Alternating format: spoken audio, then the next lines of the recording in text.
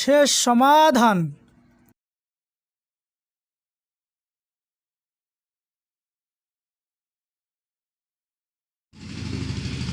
আসসালামু আলাইকুম প্রিয় বন্ধুরা, আমাদের চ্যানেলটি এখনও যারা সাবস্ক্রাইব করেননি খুব তাড়াতাড়ি সাবস্ক্রাইব করুন এবং পাশে থাকা বেল বাটনটি চেপে দিন। আল্লাহ হাফেজ। সুধীমণ্ডলী, এ পর্যায়ে ইত্তেবায়ে সুন্নাহ ও বিদআত প্রসঙ্গ বিষয়বস্তুর উপর আলোচনা পেশ করবেন আজকের মাহফিলের প্রধান আলোচক শায়েখ আমানুল্লাহ বিন ইসমাইল আল মাদানী। শায়েখ আমানুল্লাহ বিন ইসমাইল আল মাদানী খতিব মাদানী ঢাকা ও সহ-সভাপতি আহলে হাদিস ইমাম ও উলামা সমিতি। আমি শায়েখকে তিনার গুরুত্বপূর্ণ আলোচনা পেশ করার জন্য বিনীতভাবে অনুরোধ করছি।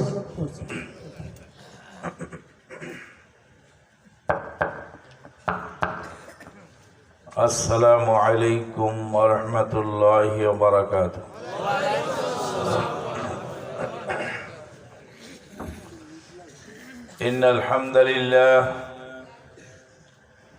ইন্নাল হামদালিল্লাহি ওয়াহদাহু ওয়াসসালাতু ওয়াসসালামু আলা মান লা নাবিয়্যা বা'দাহু ওয়া আলা আলিহি ওয়া আসহাবিহি ওয়া মান তাবি'আহুম বিইহসানিন ইলা ইয়াউমিদ্দিন, আম্মা বা'দ।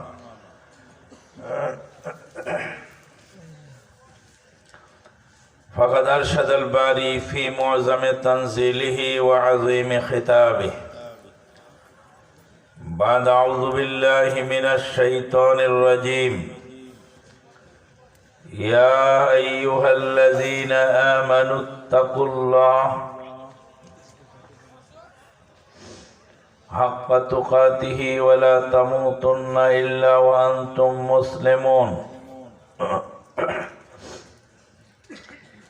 يا أيها الناس اتقوا ربكم الذي خلقكم من نفس واحدة وخلق منها زوجها وبث منهما رجالا كثيرا ونساء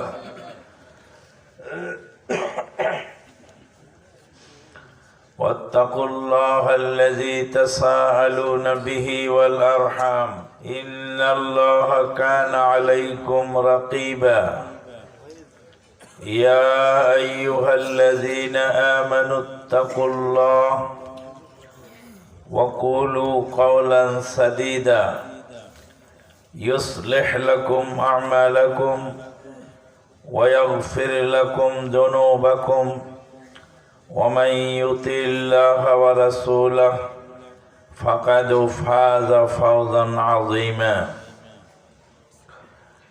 ثم ما بعد، قال الله تبارك وتعالى: فليحذر الذين يخالفون عن أمره أن تصيبهم فتنة أو يصيبهم عذاب أليم. وقال النبي الأمين صلى الله عليه وسلم: من عمل عملا ليس عليه أمرنا فهو رد. رواه مسلم، أو كما قال عليه الصلاة والسلام. ويقول الشاعر: ترجو النجاة ولم تسلك مسالكها، إن السفينة لا تجري على يبس.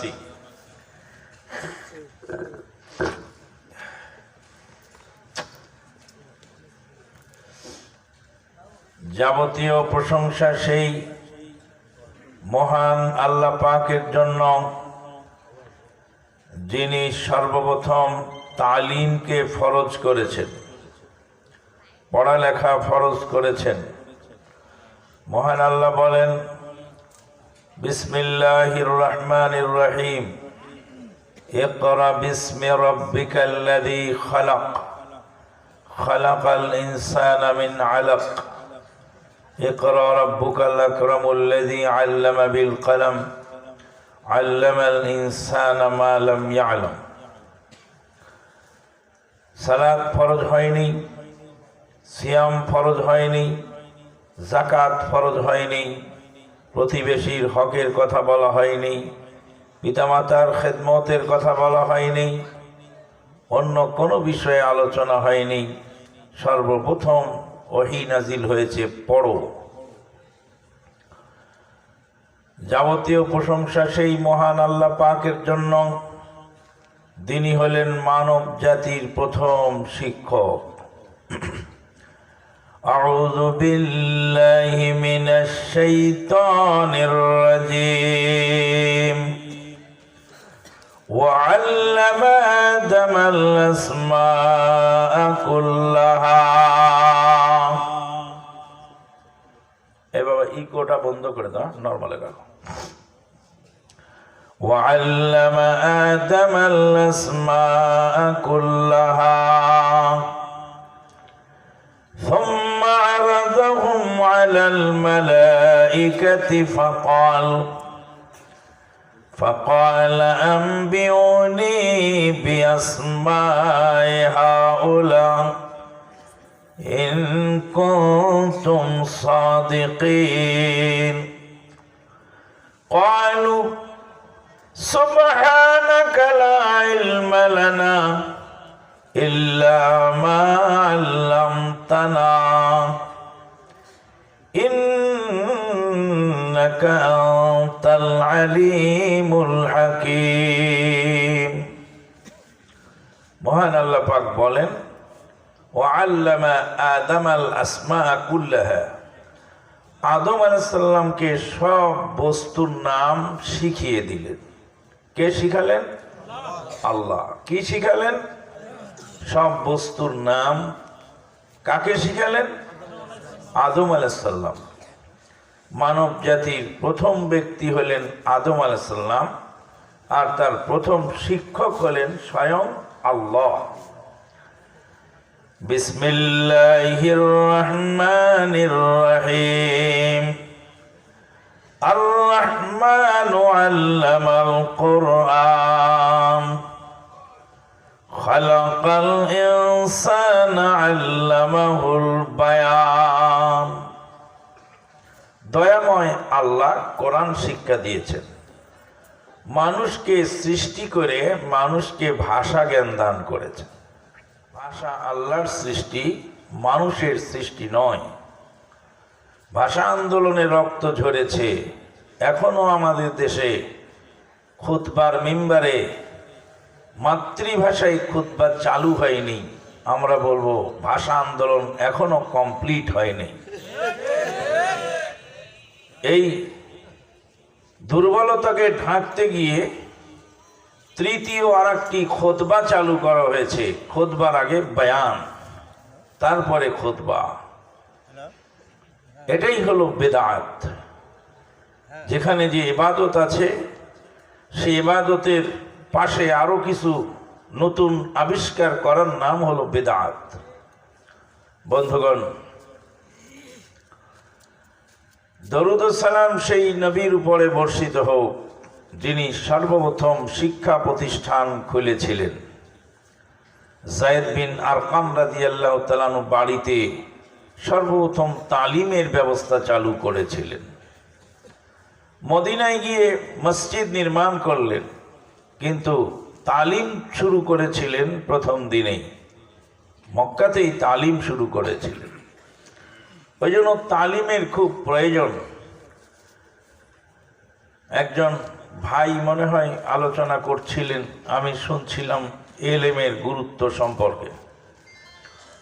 ওখানে একটা লক্ষণীয় বিষয়, আল্লাহ রাব্বুল আলামিন আদম আলাইহিস সালামকে সব বিষয় জানিয়ে দিলেন।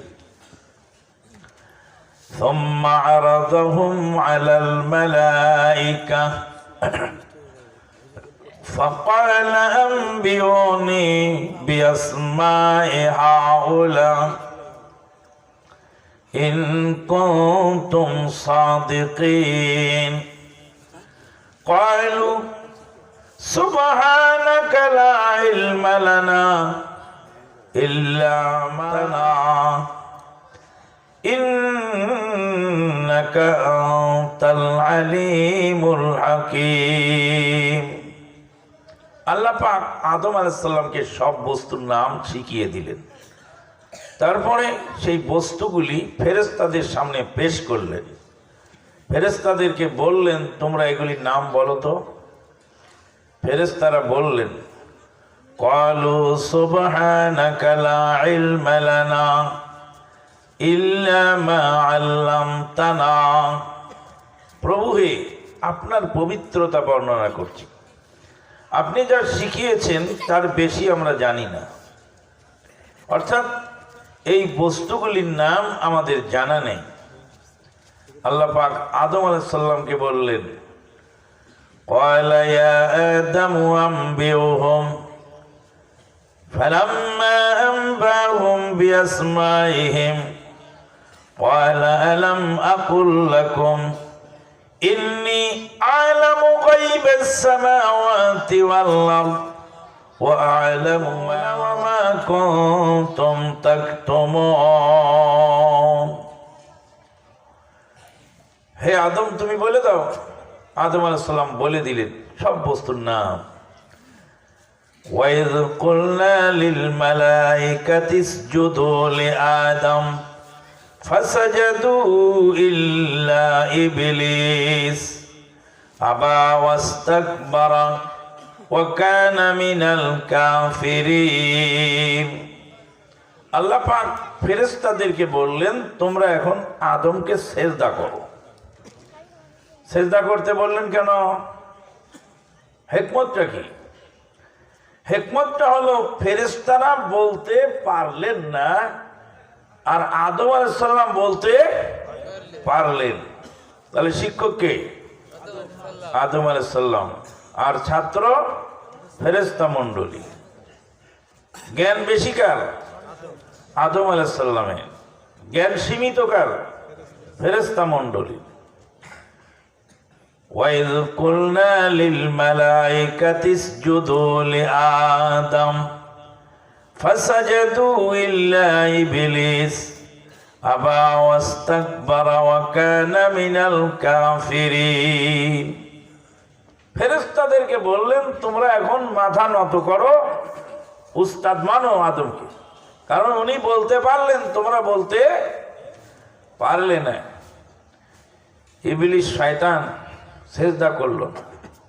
আল্লাহ পাক ইবলিসকে জিজ্ঞেস করলেন, ক্বালা মা মানাকা আল্লা তাসজুদা ইয আমারতুক ক্বালা আনা খায়রুম মিনহু খালাকতানি মিন নারিন ওয়া খালাকতাহু মিন তিন।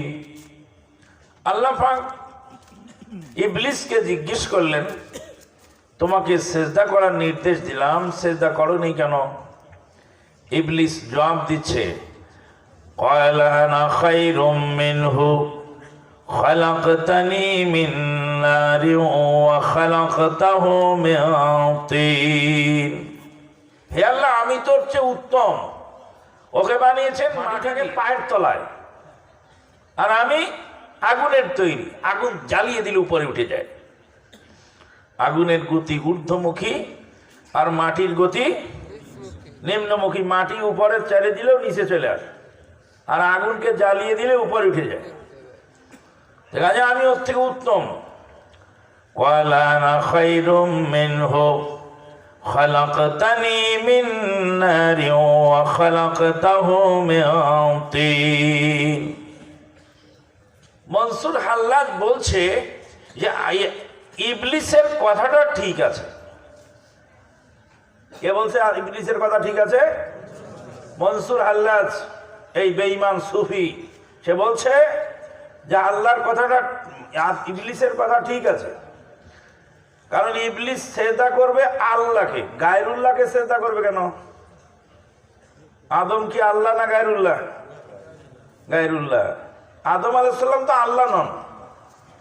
তা ইবলিস সেজদা করবে আল্লাহকে, তো গায়রুল্লাহকে সেজদা করবে কেন? এটা মনসুর হাল্লাজের দলিল, যুক্তি। বলছে আল্লাহকে সেজদা করতে হবে, গায়রুল্লাহকে সেজদা করবে না। তা আদম তো মানুষ, মানুষকে সেজদা না করে কাফের হলো কি করে? মানুষকে সেজদা করলে তো কাফের হয়, সেজদা না করে কাফের হয় কি করে? আবা ওয়াস্তাকবারা ওয়া কানা মিনাল কাফিরিন, অস্বীকার করলো, অহংকার করলো। আমরা ঢাকা গুলশানে একটা প্রশিক্ষণে অংশ নিয়েছিলাম। মদিনা ইউনিভার্সিটির প্রফেসর মহোদয় তারা এসেছিলেন আমাদেরকে ভাষা কোর্স প্রশিক্ষণ দেওয়ার জন্য। ওখানে ডেলি সালাতের ইমামতি করতেন মদিনা ইউনিভার্সিটির জনৈক প্রফেসর, তার নাম ডক্টর মুআউযিজ বিলাল আল আউফি। ডক্টর মুআউযিজ বিলাল আল আউফি সালাতে ইমামতি করেন আমাদেরকে। একদিন হঠাৎ করে এক ছাত্রকে বললেন সাল্লি বিনা, মানে আমাদেরকে তুমি ইমামতি করো, যাও সামনে যাও সালাত পড়ো। তখন ওই লোকটা বলছে লা ইয়া শেখ আনতা সাল্লি বিনা, বলছে আপনি একজন এত বড় জ্ঞানী লোক, মদিনা ইউনিভার্সিটির প্রফেসর, তার সামনে যাই ইমামতি করাটা এটা বেয়াদবি কাজ। উনি 3 বার বললেন সাল্লি বিনা, 3 বারই উনি আদব দেখিয়ে সামনেও গেলেন না, ইমামতিও করলেন না। তা আমি আমাদের আরেক ভাই, উনি ইন্তেকাল করেছেন, আল্লাহ জান্নাত নসিব করুন। ওনার বাড়ি ছিল কিশোরগঞ্জ। কিশোরগঞ্জের ওই ভাইকে ডক্টর মুআউযিজ বিলাল আল আউফি সাহেব বললেন সাল্লি বিনা ইয়া ইয়াকুব, তুমি পড়াও হে ইয়াকুব। ইয়াকুব একটু দনমনো করছে। আমাদের দেশে তো এটা আদব, তাই না? মানে বড় ওস্তাদের সামনে ইমামতি না করাটা আদব। আমি ধাক্কা দিলাম জোরে করে পিছন দিয়ে, জায়নামাজে উঠে গেলেন উনি। জায়নামাজে উঠার পরে তো উনি ইমামতি করলেন। কে? ইয়াকুব শরীফ। ইয়াকুব শরীফ ইমামতি করার পরে ওই মাঝহাবি ভাই আমার সাথে ঝগড়া লাগিয়ে, তোরা তো আসলে বেয়াদব রে, উস্তাদের সামনে ইমামতি করিস। বললাম উস্তাদ যদি, উস্তাদের সামনে চেয়ারে বসা বেয়াদবি, উস্তাদ যদি বসতে বলেন তখন না বসা বেয়াদবি। আল্লাহর সামনে গায়রুল্লাহকে সেজদা করা কুফরি, কিন্তু আল্লাহ যখন অর্ডার করেন তখন সেজদা করা ফরজ, না করা কুফরি।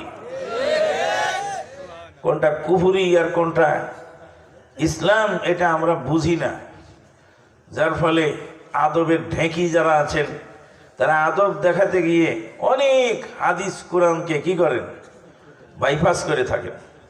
তো ইবলিস শয়তান হলো ওই গোত্রের লোক। ইবলিসের আদব বেশি, যে সেজদা করবো না করবো আল্লাহ তোমাকে করবো, আদম আবার ওকে ওর মাটি দিয়ে তৈরি, ওর সেজদা করবো কেন? আবা ওয়াস্তাকবারা ওয়া কানা মিনাল কাফিরিন। এই ধরনের বুঝমান লোক মসজিদে আছে। মসজিদে রাসূলুল্লাহ সাল্লাল্লাহু আলাইহি ওয়াসাল্লামের নির্দেশ হলো তারাসসু, পায়ের সাথে পা মিলিয়ে দাঁড়াও। রাস্সা ইয়ারুসসু মানে হলো ইটকে সিমেন্ট দিয়ে জয়েন্ট দেওয়া, এটাকে বলে তারাসসু। ইটকে সিমেন্ট দিয়ে যে গাঁথনি দেওয়া হয়, জয়েন্ট করা হয় এক ইটের সাথে আর এক ইট, এটার নাম হলো রাস্সা ইয়ারুসসু। ইন্নাল্লাহা ইউহিব্বুল্লাযীনা ইউকাতিলুনা ফী সাবিলিহি কাআন্নাহুম বুনিয়ানুম মারসুস। মারসুস সীসা ঢালা প্রাচীরের মতো। রাস্সা ইয়ারুসসু সিমেন্ট দিয়ে বালুকে মিক্সার বানিয়ে ইটের সঙ্গে ইটের গাঁথনি দেওয়ার নাম রাস্সা ইয়ারুসসু। আল্লাহ নবী বললেন পায়ের সঙ্গে পা, গায়ের সঙ্গে গা গাঁথনির মতো মিলে যাও। মুরব্বীর পায়ের সাথে লাগার সাথে সাথে মুরব্বী গরম হয়ে গেল, আমি তোর চেয়ে উত্তম, তুই কে? তাহলে হাদিসকে অস্বীকার করা হচ্ছে, আল্লাহকে অস্বীকার করা হচ্ছে। কিসের কারণে? আদবের কারণে। ইবলিস আদব দেখিয়েছে, কারণ সে গায়রুল্লাহকে সেজদা করবে না, সেজদা করার দরকার হলে আল্লাহকে করব, আদমকে সেজদা করবো সে কে? আদম হলো মাটির তৈরি। এইভাবেই ইসলামকে বাইপাস করে চলেছে এক শ্রেণী মানুষ, বুঝুক আর না বুঝুক, না বুঝার কারণেই এগুলি বেশি হয়ে থাকে। বন্ধুগণ, তাই আসুন আমরা মানার আগেই জানার চেষ্টা করি। আমার আজকে আলোচ্য বিষয় নবী সাল্লাল্লাহু আলাইহি ওয়াসাল্লামের ইত্তিবা সুন্নাহ, নবী সাল্লাল্লাহু আলাইহি ওয়াসাল্লামের অনুসরণ। আউযু বিল্লাহি মিনাশ শাইতানির রাজিম।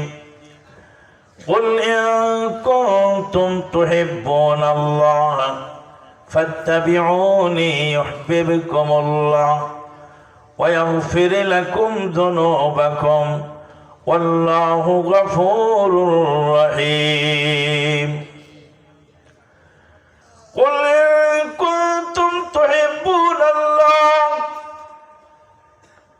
হে নবী, আপনি বলে দিন, তোমরা যদি আল্লাহকে ভালোবাসতে চাও, আল্লাহর ভালোবাসা পেতে চাও, কুল ইন কুনতুম তুহিব্বুনাল্লাহ ফাত্তাবিউনি ইউহিব্বুকুমুল্লাহ ওয়া ইয়াগফির লাকুম যুনুবাকুম ওয়াল্লাহু গফুরুর রহিম।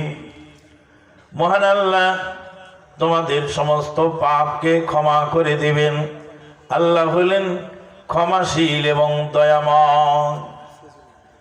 আল্লাহর ভালোবাসা পেতে হলে আল্লাহর নবীর ইত্তেবা অনুসরণ করতে হবে।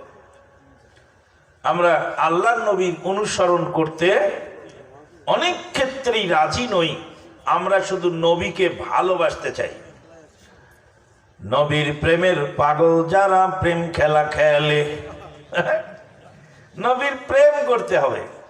প্রেম যদি করবি রে মন, চল ছুটে চল মদিনায়, প্রেমের রাসূল যে দেশে ঘুমায়। মানুষ মস্তির মধ্যে এসে যায়। ভালোবাসলে শুধু আল্লাহ নবীকে ভালোবাসার কারণে পরকালের নাজাত মিলবে না। ভালোবাসার পাশাপাশি ইত্তেবা হতে হবে, নবীর অনুসরণ করতে হবে।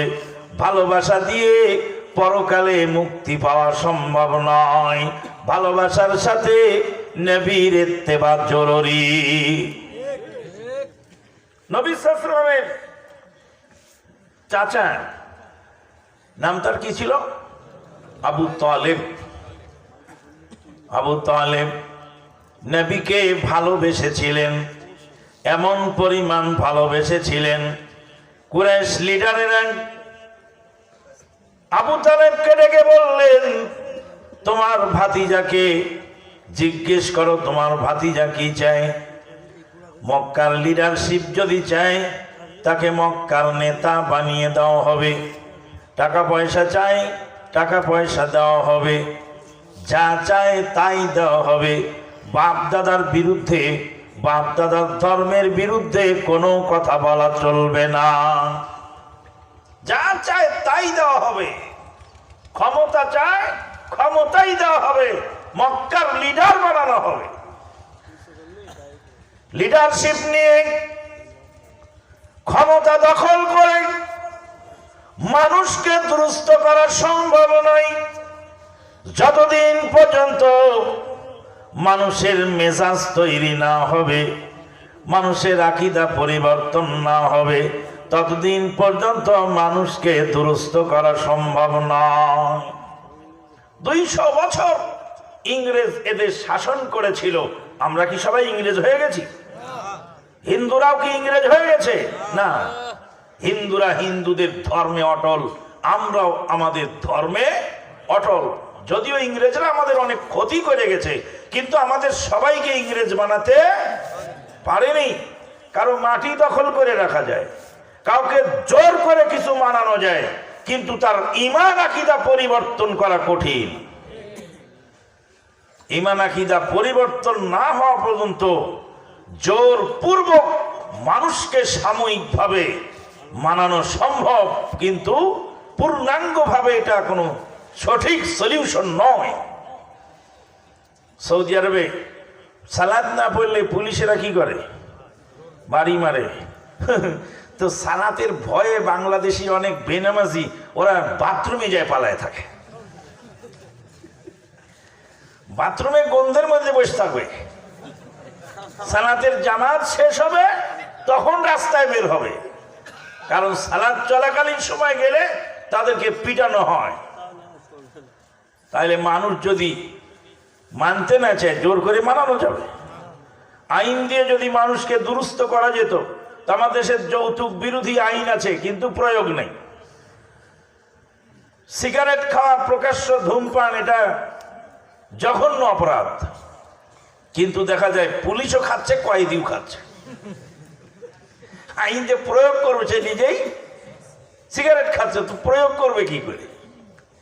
ওই জন্য আইন দিয়ে, শুধু আইন দিয়ে মানুষকে দুরুস্ত করা সম্ভব নয়। আরব দেশে এত কঠিন আইন, এর ভিতরে হিরোইন পাচার করে। আমি বিভিন্ন সময় ক্রিমিনালি বিভিন্ন কেসের সঙ্গে জড়িত ছিলাম, কারণ আমি ছিলাম ট্রান্সলেটর।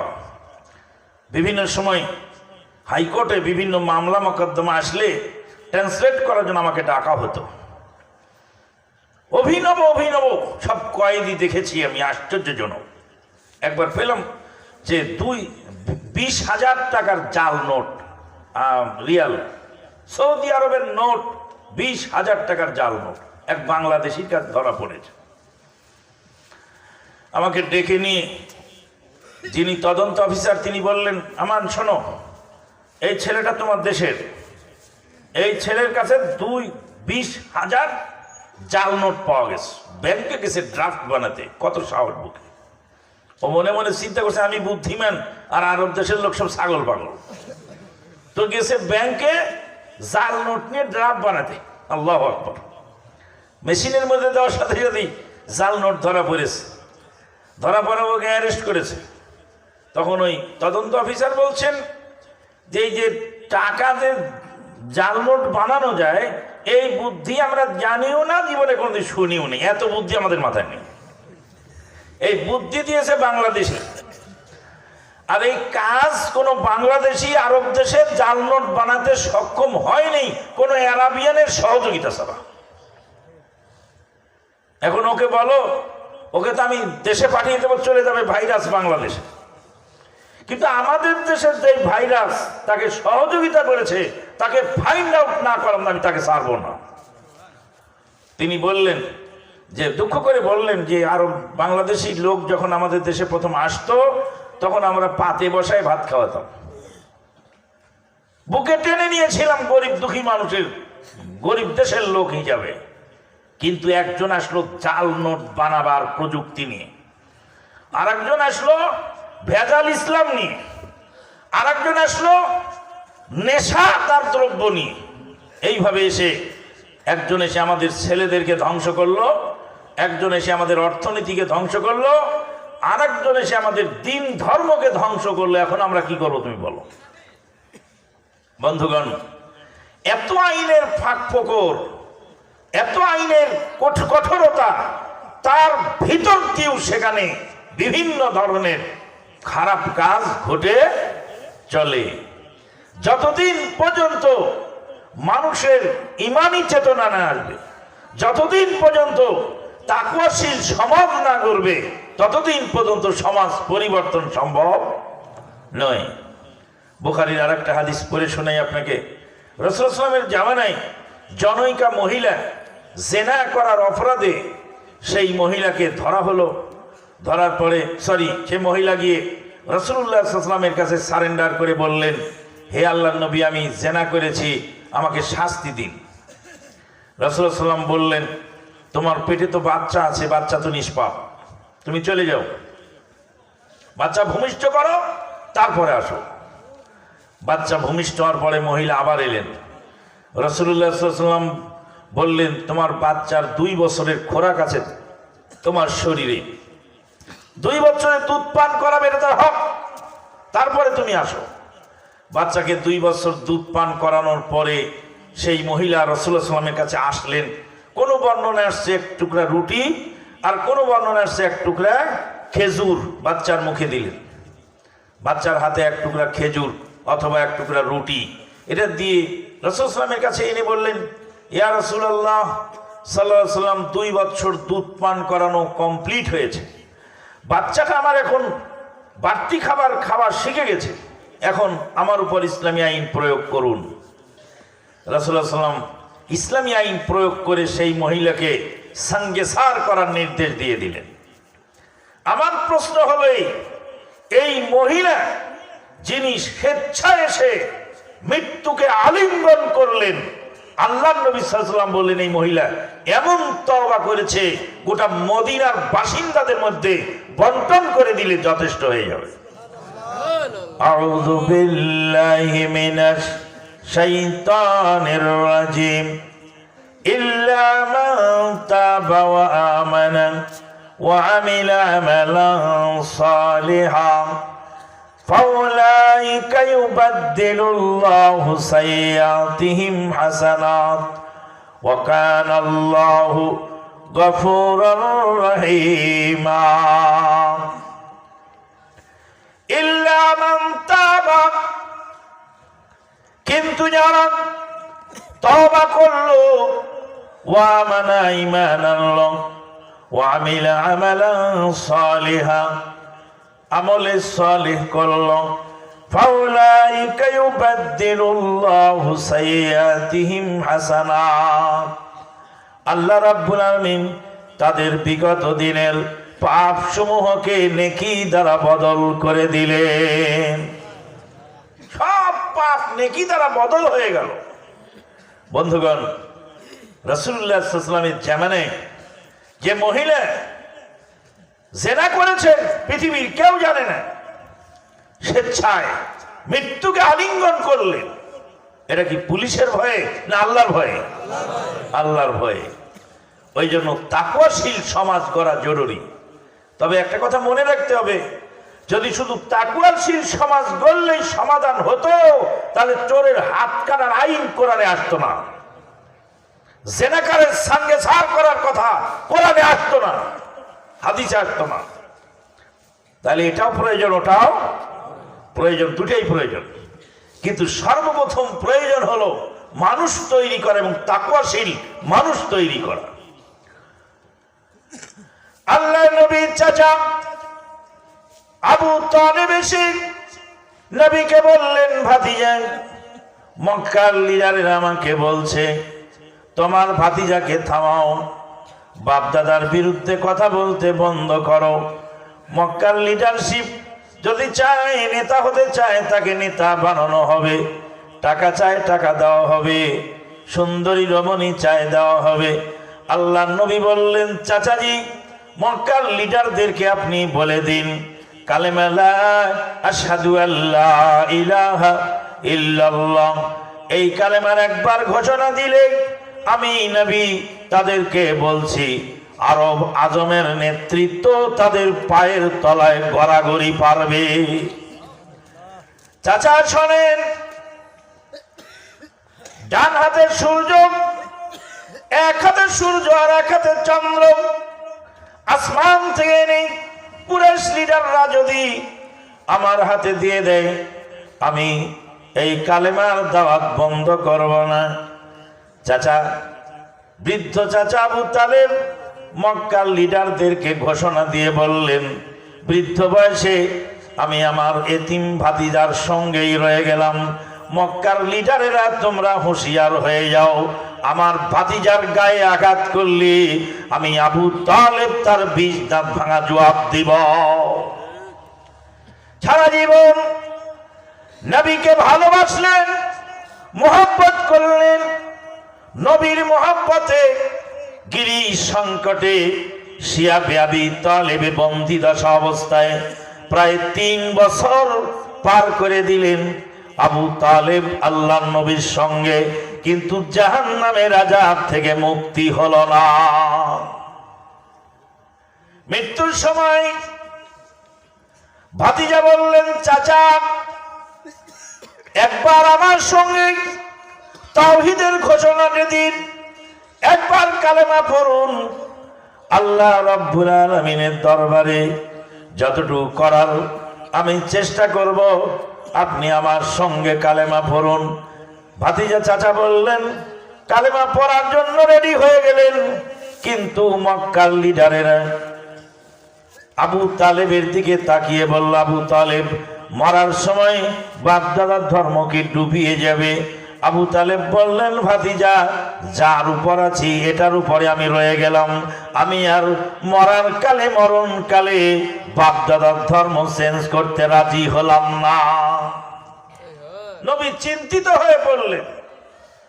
এখান থেকে আমাদের শিক্ষণীয়, ইব্রাহিম আলাইহিস সালাম তার পিতাকে হেদায়েত করতে পারেননি, নূহ আলাইহিস সালাম তার ছেলেকে হেদায়েত করতে পারেননি, আর আমাদের নবী আপন চাচাকে হেদায়েত করতে পারেননি। আপনি পারবেন হেদায়েত করতে? আল্লাহ রাব্বুল আলামিন, আল্লাহ নবী চিন্তিত হলেন। কোটি কোটি মানুষ নবীর সুপারিশে পরকালে নাজাত পাবে, কিন্তু আপন চাচা, যেই চাচা তাকে জীবন দিয়ে ভালোবাসলেন, সেই চাচাকে আল্লাহ নবী বলেন, আমার চাচার সবচেয়ে হালকা শাস্তি দেওয়া হবে, জাহান্নামের শাস্তি হালকা তাকে দেওয়া হবে। হাসরের ময়দানে দুই পায়ে দুইটা আগুনের জুতা পরিয়ে দেওয়া হবে, পায়ের আগুনের জুতার হিটে তার মগজগুলি গলে গলে পড়বে। আমি ভাতিজা হয়ে সেই দিন তার জন্য কিছুই করবার থাকবে না। নবী চিন্তিত হলেন। আল্লাহ পাক বললেন, আয়াত নাযিল করে দিয়ে বললেন, ইন্নাকা লা তাহদি মান আহবাব ওয়ালাকিন্নাল্লাহা ইয়াহদি মান ইয়াশাউ ইলা সিরাতিম মুস্তাকিম। নিশ্চয় আল্লাহ রাব্বুল আলামিন হেদায়েত তাকেই করেন যাকে আল্লাহ পছন্দ করেন। নবী হেদায়েতের মালিক হলেন স্বয়ং আল্লাহ। আল্লাহ রাব্বুল আলামিন যাকে হেদায়েত করেন, যাকে ইচ্ছা তাকে হেদায়েত করেন। ও নবী গো, আপনি হেদায়েত করার মালিক নন, আপনি হেদায়েত করতে সক্ষম নন। আল্লাহ পাক মানুষকে দিনের বুঝ দান করেন, যাদেরকে পছন্দ করেন তাদেরকে দিনের বুঝ দান করেন। আব্রাহা এসেছিল কাবা ঘর ভাঙতে। কে এসেছিল? আব্রাহা। আব্রাহা এসেছিল কাবা ঘর ভাঙতে হাতিতে সোয়ার হয়ে। হাতি এসে ওয়াদিয়ে মুহাসসারে বসে পড়ল। ওয়াদিয়ে মুহাসসারে হাতি বসে পড়ল। হাতি ডানে যায়, বামে যায়, পিছনে ফিরে যায়, কিন্তু হাতি সমস্যা। হাতি ডানে যায়, বামে যায়, পিছনে যায়, কিন্তু হাতি সামনের দিকে আগায় না। মদিনা ইউনিভার্সিটির প্রাক্তন প্রফেসর ডক্টর আতিয়া মোহাম্মদ সালেম রাহিমাহুল্লাহ তিনি বলছিলেন, জানোয়ার বুঝতে পেরেছিল আল্লাহর ঘর ভাঙা সম্ভব নয়, কিন্তু সেই জানোয়ারের উপরে যে জানোয়ার বসা ছিল সেই জানোয়ার বোঝে নাই। আল্লাহ রাব্বুল আলামিন বলেন, উলাইকা কাল্লানামে বাল হুম আযাল উলাইকা হুমুল গাফিলুন। ওরা হলো চতুষ্পদ জানোয়ারের মতো, তার চেয়েও নিকৃষ্ট। উলাইকা হুমুল গাফিলুন। বলছিলেন, নবীকে ভালোবেসে যদি পরকালে নাজাত পাওয়া যেত, নবীর প্রেম করে, নবীর ভালোবাসা নিয়ে পরকালে যদি নাজাত পেয়ে যেত, তাহলে আবু তালেবের নাজাত হতো। আবু তালেব নবীকে যেই পরিমাণ ভালোবেসেছিল, ওই পরিমাণ আমরাও বাসতে পারি নাই। আল্লাহ বললেন, কুল ইন কুনতুম তুহিব্বুনাল্লাহ, হে নবী আপনি বলে দিন, ইন কুনতুম তুহিব্বুনাল্লাহ, তোমরা যদি আল্লাহকে ভালোবাসতে চাও, ফাত্তাবিউনি, আমার অনুসরণ করো, ইউহিব্বুকুমুল্লাহ, আল্লাহ রাব্বুল আমিন তোমাদেরকে ভালোবাসবেন, ওয়া ইয়াগফির লাকুম যুনুবাকুম, আল্লাহ রাব্বুল আমিন তোমাদের গুনাহসমূহকে মাফ করে দিবেন, আল্লাহু গফুরুর রহিম, আল্লাহ হলেন ক্ষমাশীল এবং দয়াময়। বন্ধুগণ, তাহলে নবীর ইত্তেবা করতে হবে। নবীর ইত্তেবাতে দুনিয়াতে শান্তি আর পরকালে মুক্তি। একটা ছোট্ট ঘটনা, একটা ছোট্ট হাদিস, সংক্ষিপ্ত একটা হাদিস দিয়ে আপনাকে একটু বুঝাবার চেষ্টা করি।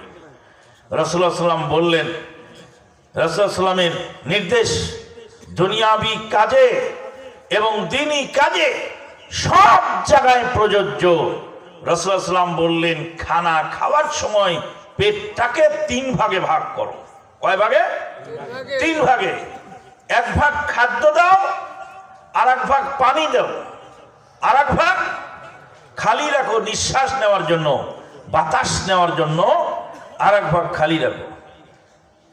পেটকে 3 ভাগে ভাগ করতে বললেন কে? নবী সাল্লাল্লাহু আলাইহি ওয়াসাল্লাম। এখন আমরা কি পারি 3 ভাগে ভাগ করতে? পেটকে 3 ভাগে ভাগ করার চেষ্টা করি, কিন্তু মানুষ সেটাকে করতে দেয় না। তাওই বাড়িতে গেলে তাওই সাহেব বলে, আর একটু নেও বাবা, আমি মুরব্বী মানুষ, আমার একটা কথা রাখো, একটু করে নাও। বিয়াই বাড়িতে গেলে বিয়াই কয়, এত কিছু রান্না করেছে আপনার বিয়াই, আপনি না খেলে তো কষ্ট পাবে। ছাত্রর ওখানে গেলাম, ছাত্র বলে, উস্তাদজি আপনি না খেলে আমি কষ্ট পাবো। উস্তাদের বাড়িতে গেলাম, উস্তাদ বললেন যে তুমি কি খানা খাচ্ছ যুবক মানুষ, খাও। এবার মুরব্বীর কথা যদি মানতে যাই, তাহলে নবীর হুকুম কি হয়ে যায়? লঙ্ঘন হয়ে যায়। নবীর কথা মানবো না মুরব্বীর কথা মানবো? পেটকে 3 ভাগে ভাগ করলাম, ভাগ করে 1 ভাগ খানা দিয়ে পূর্ণ করলাম। তাওই মাওই আত্মীয় স্বজন যা আছে সবাই মিলে সবার অনুরোধে এবার দেখা গেল পেটের 2য় ভাগও পূর্ণ হয়ে গেল। তারপরে 3য় ভাগও পূর্ণ হলো। পূর্ণ হতে হতে একদম হলকুম পর্যন্ত আসলো, আর পানি দেওয়ার জায়গা নেই। এক লোক নাকি খুব খেয়েছিল, তার একজন বলছে, খাওয়া তো বেশি হয়ে গেছে রে বাবা, তো একটা ট্যাবলেট খা। কয় 7 ট্যাবলেট খাওয়ার জায়গা থাকলে তো রসগুলো আর একটা খেতাম। ট্যাবলেট খাওয়ার জায়গা থাকলে রসগুল্লাটাই তো আরেকটা খেতাম। আল্লাহু আকবার। তাও এই বাড়িতে গেলাম, রাসূলের হুকুম পালন করা সম্ভব হলো না। ছাত্রের বাড়িতে গেলাম, সেখানেও সম্ভব হলো না। বন্ধুর বাড়িতে গেলাম, সেখানেও সম্ভব হলো না। গোটা পৃথিবীর মানুষ আপনাকে হাদিস লঙ্ঘন করাবার জন্য, গোটা পৃথিবীর মানুষ রেডি হয়ে আছে। মুরব্বী মানুষ আপনাকে বেশি করে খাওয়ায় দিবে, আল্লাহর নবীর হুকুম লঙ্ঘন হবে। মুরব্বীর খেতায় যদি আগুন না দিতে পারেন, হাদিস মানা সম্ভব নয়। হাদিস মানতে হলে মুরব্বীর খেতায় আগে আগুন দেওয়া লাগবে। কিসের মুরব্বী তুমি? হাদিসের সামনে কোনো মুরব্বী চলে না। যদি এই মনোভাব আপনার ভিতরে সৃষ্টি না হয়, তাহলে রাসূলের ইত্তেবা করা সম্ভব হবে না। ইত্তেবা কেউ করতে দিবে না আপনাকে। আপনি ইত্তেবা করতে চান, হয় না। বন্ধুগণ, আর একটা কথা বলি বাস্তব, সেটা হলো রাসূল সাল্লাল্লাহু আলাইহি ওয়াসাল্লাম বলছেন, যিনি আসবেন তিনি সালাম দিবেন। তা আমি আসলাম, আমি সালাম দেবো, তা আমি সালাম দেওয়ার আগে আপনারা দিয়ে ফেললেন কেন? এটা কি হাদিস মানা হলো? না। রাসূল সাল্লাল্লাহু আলাইহি ওয়াসাল্লাম বলছেন, কোন আগন্তুককে দেখে দাঁড়ানো যাবে না। এখন আমরা কি করি? স্টেজে প্রধান অতিথি বা প্রধান আলোচক, প্রধান বক্তা আসলে সবাই কি করি? দাঁড়ায় যাই। এটা কি শরীয়ত সম্মত না শরীয়ত গর্হিত কাজ? শুধুমাত্র ওই লোক দাঁড়াতে পারবেন যিনি এগিয়ে যাবেন, যিনি এগিয়ে যাবেন। কুমু ইলা সাইয়্যিদিকুম, রাসূলুল্লাহ সাল্লাল্লাহু আলাইহি ওয়াসাল্লাম বললেন, তোমাদের সরদারের দিকে এগিয়ে যাও। অর্থাৎ কোন মেহমান আসছে, 1 জন বা 2 জন লোক এগিয়ে যাবেন তাকে রিসিভ করার জন্য। আর যদি স্টেজের মধ্যে বসে থাকা বেয়াদবি মনে হয়, তাহলে মুরব্বী যিনি আগন্তুক বক্তা তার আদব যদি রক্ষা করতে যান তাহলে নবীর সঙ্গে বেয়াদবি হয়ে যাবে, এতে কোনো সন্দেহ না। প্যারালাল চলছে, এখন কোনটা মানবেন আর কোনটা ছাড়বেন? বাপে কয় যৌতুক খা, হাদিসে বলে যৌতুক খাওয়া হারাম। এবার বাপকে মানবেন নাকি ইয়েকে মানবেন, হাদিস মানবেন? আমার বিয়ের দিন, প্রথম বিয়ের সময়, প্রথম স্ত্রী তো মারা গেছে 28 বছর সংসার করার পরে, 2 বছর আগে মারা গেল আমার স্ত্রী। আবার নতুন করে আবার বিয়ে করেছে। প্রথম বিয়ের সময় আমি বিয়ে পড়ানোর পরে কাজী সাহেব বললেন যে বাবা উঠি একটু সালাম দাও। তা আমি বললাম যে বেদাতি সালাম আমরা দেই না, আপনিই দেন। এই বেদাতি সালাম আমরা দেই না, আপনিই দেন। মহারানা কত? মহারানা 2000 টাকা নগদ। উনি লিখেছেন নগদ বাকি 2001 টাকা, মানে 2000 নগদ আর 1 টাকা বাকি, নগদ বাকি 2001 টাকা। তারপরে 2001 টাকা লিখলেন কেন? মোহর দিলাম নগদ 2000, তা আপনি 2001 টাকা লিখলেন কেন? তো বলছে শেষে শূন্য লিখলে বরকত নষ্ট হয়। আমি বললাম বরকত যদি আমার নষ্ট হয় তোমার সমস্যা কি? 2000 লাগবে। কাজী আবার কাটলেন, কেটে লিখলেন 2000। আল্লাহ কাজী সাহেবের কথায় বরকত নষ্ট হলো। বরকত নষ্ট হতে হতে 7 জন সন্তান আল্লাহ দিলেন ওই স্ত্রীর ঘরে। আল্লাহু আকবার। বরকত নষ্ট হয়েছে তাই কয়জন হয়েছে? 7 জন। এই 7 জন সন্তান হয়েছে, একটারও সিজার লাগে নাই। আল্লাহু আকবার। হাসপাতালেও নেওয়া লাগে নাই, সিজারও লাগে নাই, নরমাল ডেলিভারি। আল্লাহু আকবার। শুধু বিদেশে যেটা হয়েছিল, আরব দেশে, সেখানে তো হাসপাতাল ছাড়া হয় না বাড়িতে, ওখানে হাসপাতাল নিতে হয়েছে নরমাল ডেলিভারি। আর টুইন বেবি যখন হলো তখন হাসপাতালে নিতে হয়েছিল, কিন্তু সেটাও নরমাল ডেলিভারি। আবার দ্বিতীয় স্ত্রীর ঘরে আল্লাহর একটা দিয়েছেন কন্যা সন্তান, সেটাও নরমাল ডেলিভারি। আল্লাহু আকবার। 8 সন্তানের জনক আমি নিজে। 8 জন সন্তান আল্লাহ আমাকে দিয়েছেন, একটা সন্তান সিজার লাগে নাই। আল্লাহু আকবার।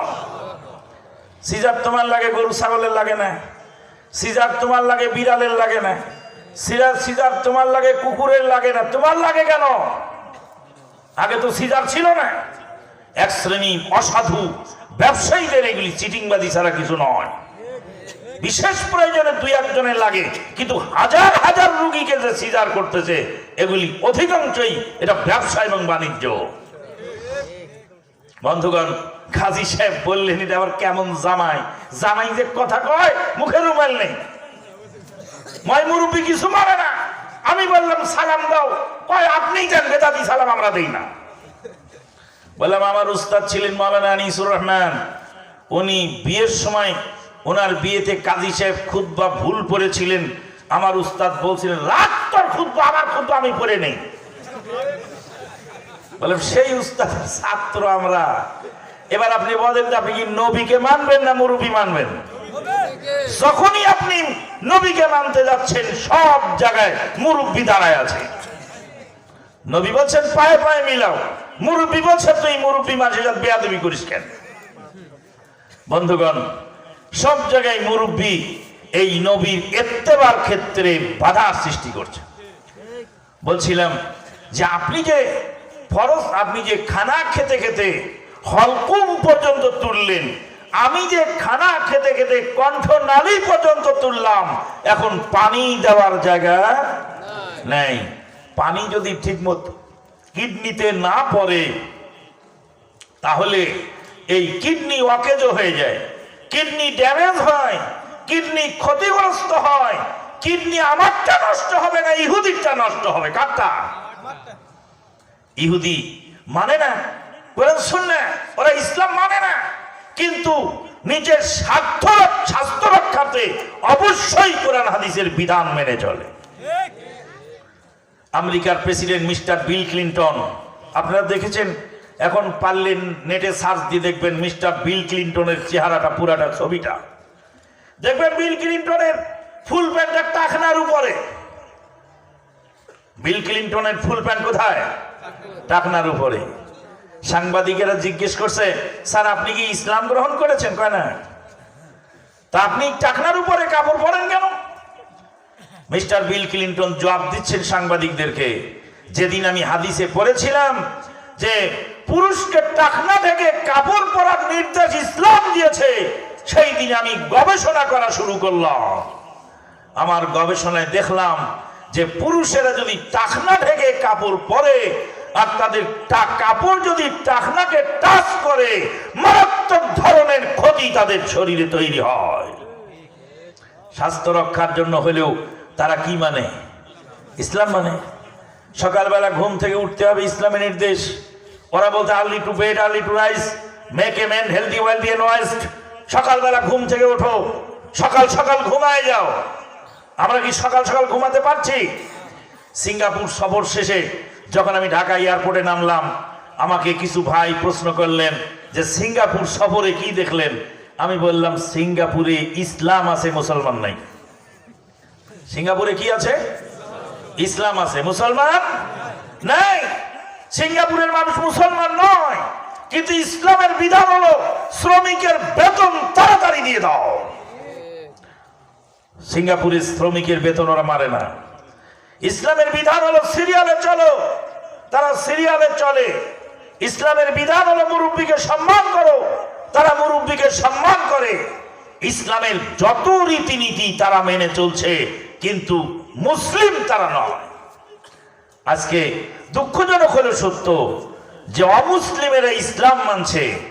গরিব দুঃখী মানুষকে এই যে এনজিওরা বিভিন্ন ভাবে সহযোগিতা করছে, মিশনারি হাসপাতালগুলিতে যে চিকিৎসা হচ্ছে তা আমাদের দেশের নামধারী ইসলামীদের কাছেও নাই।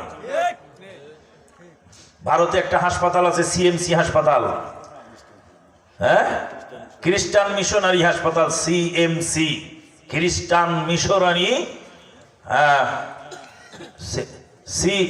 সিএমসি, সিএমসি খ্রিস্টান মিশনারি কলেজ মনে হয় না, যাই হোক, খ্রিস্টান মিশনারি হাসপাতাল সিএমসি। সেই সিএমসির চিকিৎসায় আমার ছোট ভাইয়ের স্ত্রী অসুস্থ হলো। বাংলাদেশের ডাক্তারেরা বলে দিলেন যে ক্যান্সার হয়েছে, অপারেশন করতে টাকা নিয়ে আসো। আমি ছোট ভাইকে বললাম তুমি ভারতে চলে যাও। ভারতে চিকিৎসার জন্য গেলেন সিএমসি হাসপাতালে। ডাক্তার বললেন ক্যান্সার ম্যান্সার কিচ্ছু নাই, সামান্য সমস্যা আছে, 6 মাসের ওষুধ লিখে দিলাম, খাবার পরে আবার এসো, আবার চেক আপ করবো, আবার ওষুধ দিব। সামান্য অল্প খরচে চিকিৎসা হয়ে গেল। তারপরে সেখান থেকে দ্বিতীয়বার আবার গিয়ে ওষুধ এনে খেয়ে এখন দিব্যি সুস্থ মানুষ কাজ করে খাচ্ছে, আলহামদুলিল্লাহ। বন্ধুগণ, বলছিলাম যে তারা যে ইসলামের কাজগুলি করছে সেই কাজগুলি আমাদের দ্বারা সম্ভব হচ্ছে না। নবী সাল্লাল্লাহু আলাইহি ওয়াসাল্লামের ইত্তেবা দুনিয়াবি ক্ষেত্রে যদি আমি না করি, নবী যেভাবে খেতে বলেছেন সেইভাবে যদি আমি না খাই, নবী যেভাবে ঘুমাতে বলেছেন সেইভাবে যদি না ঘুমাই, নবী যেভাবে আমাকে পথ চলতে বলেছেন সেইভাবে যদি আমি না চলি, তাহলে দুনিয়াতেও কষ্ট, পরকালেও শাস্তি। আউযু বিল্লাহি মিনাশ শাইতানির রাজিম। ফালইহযারিল্লাযীনা ইউখালিফুনা আন আমরিহি আন তুসিবাহুম ফিতনাতুন আও ইউসিবাহুম আযাবুন আলীম।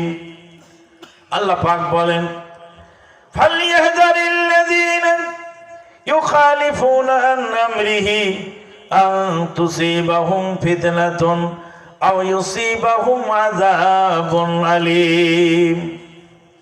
আল্লাহ রাব্বুল আমিন বলেন ওরা যেন সতর্ক হয়ে যায়। ফালইহযারিল্লাযীনা ইউখালিফুনা আন আমরিহি, যারা আল্লাহ নবীর নাফরমানি করে, আল্লাহর নবীর বিধানকে লঙ্ঘন করে, তারা যেন সতর্ক হয়ে যায়। আন তুসিবাহুম ফিতনাতুন আও ইউসিবাহুম আযাবুন আলীম, তাদের জন্য ফিতনা অপেক্ষা করছে, তাদের জন্য দুনিয়ায় অশান্তি অপেক্ষা করছে। আও ইউসিবাহুম আযাবুন আলীম, অথবা তাদের জন্য রয়েছে কঠোর শাস্তির ব্যবস্থা। কঠোর শাস্তির ব্যবস্থা। দুনিয়াতে ফিতনা ফাসাদ রয়েছে। আন তুসিবাহুম ফিতনাতুন আও ইউসিবাহুম আযাবুন আলীম। বদরের যুদ্ধে, উহুদের যুদ্ধে আল্লাহ নবী সাহাবীদেরকে বললেন, হে আমার সাহাবীরা শোনো, 50 জন তীরন্দাজকে জাবালে রুমাতের উপরে দাঁড় করিয়ে দিয়ে আল্লাহ নবী বললেন, এই জায়গায় তোমরা দাঁড়ায় থাকো, গিরি সংকট পাহারা দাও। যুদ্ধের ময়দানে দ্বিতীয় অর্ডার না পাওয়া পর্যন্ত এখান থেকে তোমরা স্থান ত্যাগ করো না। আমরা যদি যুদ্ধে পরাজিত হয়ে যাই, আমাদের লাশগুলি যদি শকুনে ছিঁড়ে ছিঁড়ে খেতে থাকে, দ্বিতীয় অর্ডার পাওয়া পর্যন্ত এই জায়গা ত্যাগ করো না। সাহাবায়ে কেরামগণ এজেতেহাদি মাসলায় তারা সেই জায়গা ত্যাগ করলেন, যুদ্ধ জয়যুক্ত হয়ে গেল। কাফেরেরা মক্কার দিকে পলায়ন শুরু করল। আল্লাহর নবীর বিধান, আল্লাহর নবীর নির্দেশ ভুলে গেলেন। সাহাবায়ে কেরামদের মধ্যে 35 জন মতো বা 36 জন মতো নেমে গেলেন। 14 জন সাহাবী পাহাড়ের উপর দাঁড়িয়ে রইলেন। খালিদ ইবনুল ওয়ালিদ রাদিয়াল্লাহু তাআলা আনহু তখন ইসলাম গ্রহণ করেন নাই। তারই নেতৃত্বে 14 জন সাহাবীকে শহীদ করে দিয়ে আল্লাহর নবীকে ঘিরে ফেললেন। আল্লাহ রাব্বুল আলামিন কুরআনুল কারীমের মধ্যে সাহাবীদেরকে বললেন, ফালইয়াহযারিল্লাযীনা ইউখালিফুনা আন আমরিহি আন তুসিবাহুম ফিতনাতুন আও ইউসিবাহুম আযাবুন আলীম। দুনিয়াতে ফিতনা, আল্লাহ নবীর হাদিসকে না মানলে, এখন হাদিস যদি আমরা মানি এটাকেই বলা হয় ফিতনা। হাদিস মানলে বলে ফিতনা করো, ফিতনা বন্ধ করো। মানে ভাবখানা দেখে পাবনার পাগলাগারদের কথা মনে পড়ে। পাবনার পাগলাগারদের পাগল কয়, আমি এই দেশের প্রেসিডেন্ট, তুই শালা পাগল। একদিন এক পাগল আমারে ডাকে, হুজুর এদিকে আসেন। গেলাম, যাওয়ার পরে কয়, হুজুর আমি আজান দেই। প্রথমে এক পাগল কয়, হুজুর একটা বিড়ি দেন। অনেক দিন বিড়ি খাই না। আর এক পাগল এসে ওরে মারলো ঘুষি। ঘুষি মেরে কয়, বেটা বেয়াদব, হুজুর মানুষ দেখিস না তুই, হুজুরের কাছে বিড়ি চাই, তখন মেরে শেষ করে ফেলবো। এই পাগলকে, ওই আর পাগলকে মেরে তারপর সরাই নিয়ে গেল। নেওয়ার পরে যেই পাগলকে মারলো সেই পাগল এসে কয়, হুজুর আমি আজান দেই, শোনেন। আজান দিলাম, আজান দিল, শুনলাম। শোনার পরে কয়, হুজুর আমাকে একটা বিড়ি দেন। এরই নাম হলো পাগল। পাগলে কি না কয় আর ছাগলে কি না খায়। বন্ধুগণ, পাগল বলে সুস্থ মানুষকে পাগল। যারা হাদিসকে অস্বীকার করে, যারা হাদিসকে লঙ্ঘন করে, তারা বলে আমরা ফিতনা করি। বুখারী পড়ালে ফিতনা হয় না, কিন্তু বুখারী আমল করলে কি হয়? ফিতনা হয়। 36 বছর বুখারী পড়ে একজন মুহাদ্দিস, 43 বছর বুখারী পড়িয়েছে একজন মুহাদ্দিস। তিনি 43 বছর বুখারী পড়ানোর পরেও নবীর কবরের পারে গিয়ে নবীর কাছে সাহায্য চাচ্ছেন। তাহলে 43 বছর বুখারী পড়ানোর পরেও বুখারী আমল করার সুযোগ তার নসিবে জোটে না। বন্ধুগণ, যাদের এই দুর্গতি, যারা কোরআন সুন্নাহ মানতে পারেনি, তাদের দৃষ্টান্ত আল্লাহ পাক পেশ করেছেন। আউযু বিল্লাহি মিনাশ শাইতানির রাজিম। মাসালুল লাযীনা হুমিলুত তাওরাত সুম্মা লাম ইয়াহমিলুহা কামাসালিল হিমারি ইয়াহমিলু আসফারা। তাদের দৃষ্টান্ত যাদেরকে তাওরাত দেওয়া হয়েছিল, তাওরাত পড়েছিল, তাওরাত মুখস্থ করেছিল, তাওরাতের মাদ্রাসা চালু ছিল। মাসালুল লাযীনা হুমিলুত তাওরাত সুম্মা লাম ইয়াহমিলুহা, তারপরে সেই তাওরাত অনুযায়ী আমল করে নাই, কামাসালিল হিমারি ইয়াহমিলু আসফারা। আল্লাহ পাক বলেন তাদের দৃষ্টান্ত গাধার মতো। সেই গাধা বোঝা টানে, কিন্তু গাধার সেই বোঝার মাল গাদা একদিনও খেয়ে দেখে না। গাদা চিনির বস্তা টানে, গাদা লেবুর বস্তা টানে, লেবু আর চিনি দিয়ে একদিন শরবত বানায় খেয়ে দেখে নেই গাদা কেমন লাগে। গাদা আটার বস্তা টানে, গাদা ঘিয়ের টিন টানে, ঘি দিয়ে আর ময়দা দিয়ে পরা।